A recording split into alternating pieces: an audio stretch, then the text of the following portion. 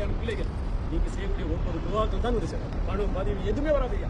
இன்னைக்கு அதற்கு பின்னாடி தான் மக்கள் வந்து நிறைய இழக்கிறார்கள். உறவை இழக்கிறார்கள், நட்பை இழக்கிறார்கள், பணத்தை இழக்கிறார்கள், சுய சுய இதே கௌரவத்தை இழக்கிறார்கள். எதற்கு சொன்னால் பணம், பதவி, பொருளாதாரம், என்னுடைய வீடு, ஒரே ஒரு விஷயம் தான். இந்த 3 விஷயத்தை நீங்கள் சிந்திச்சாலும் நமக்கானது என்ன அப்படின்னு சொல்லி யாராவது சொல்லுங்க. பொருளாதாரத்தை 3 விதமாக பிரித்து செய்யணும். பொருளாதாரத்தை 3 விதம். ஒன்று, நான் உண்டு கழிச்சு ஒரு 10 ரூபாய் இருக்குன்னா அது சாப்பிட்டுட்டேன். இரண்டாவது பொருளாதாரம் 3ஆ பிரிச்சுங்க. 8க்குள்ள வாழ்க்கைன்னு சொல்லி தத்துவம் சொல்லியிருப்பாங்க.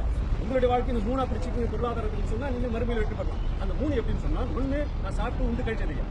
இரண்டாவது நான் உருவாக்கி வச்ச வண்டி, வாகனம், வீடு, ஈரன். மூன்றாவது என்ன? கொடுத்தது. எது நமக்கானது?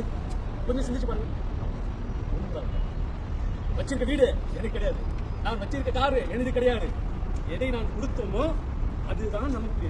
அப்ப நம்ம என்ன நினைக்கிறோம்? கொடுத்தா குறைஞ்சிரும், கொடுத்தா இதான். அறிவை செய்து அந்த மனிதர்களுக்கு வாங்க கொடுத்தீங்கன்னா நாளைக்கு மறுமையில் உங்களுக்கு அந்த நரக நெருப்புலேருந்து காப்பாற்று. சிறிய பேச்ச பழத்திலிருந்து உங்களுடைய நரக நெருப்புலேருந்து காப்பாற்ற சொல்லுங்கள் அப்படின்னு சொல்றீங்களா? அப்போ நம்ம கொடுக்கறது. இப்போ இன்றைக்கு என்ன ஆயிடுச்சுன்னா, அந்த கொடுத்தல் வாங்க வந்து ரொம்ப கம்மியாயிடுச்சு. புத்தகம் செய்யுது, அவனுக்கான கொடுக்கணும், அவன் தானே செய்யறான், இவன் தானே செய்யறான், அவனுக்காக. இந்த மனநிலை நாளைக்கு மறுமை வந்துடும். பாப்பா போலாம் அப்படின்னு சொல்லும்போது சொன்னார் இல்லையா, ஆலோசனை கொடுங்க, கொஞ்சம் நேரம் கூடயா நான் இருக்கிறதெல்லாம் தானம் தர்மம் பண்ணிட்டு வந்துடுறேன், சதக்கா பண்ணிட்டு வந்துடுறேன், முடியுமா? ஆனா அதுக்காக தான் வந்து சைத்தான் என்ன பண்ணுவான்னு சொன்னா, ஏய் 10 ரூபா வச்சிருக்க, நீ கொடுத்துற, நீ நாளைக்கு கை இருப்பியா அப்படின்னு ஆயிடும். அப்படிதான் போடுவோம்.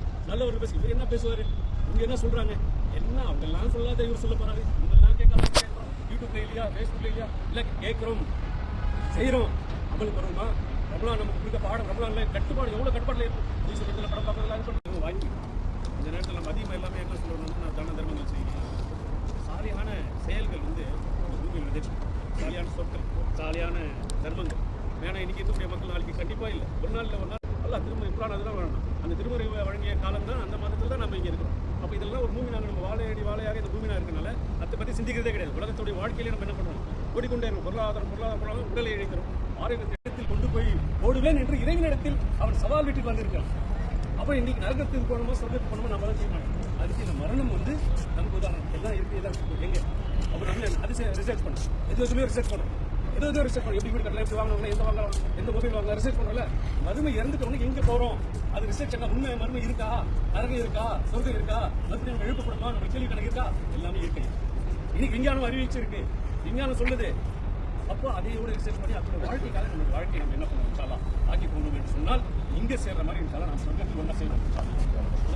இந்த மாதிரி ஒரு செய்தி இந்த மாதிரி வரும்போது நம்ம அப்பப்போ நம்மளை தந்தை தானே நம்ம என்ன பண்ணுறோம்? ஒரு செய்தியை வந்து நீங்கள் அடிக்கடி கேட்கும்போது அது வரும்.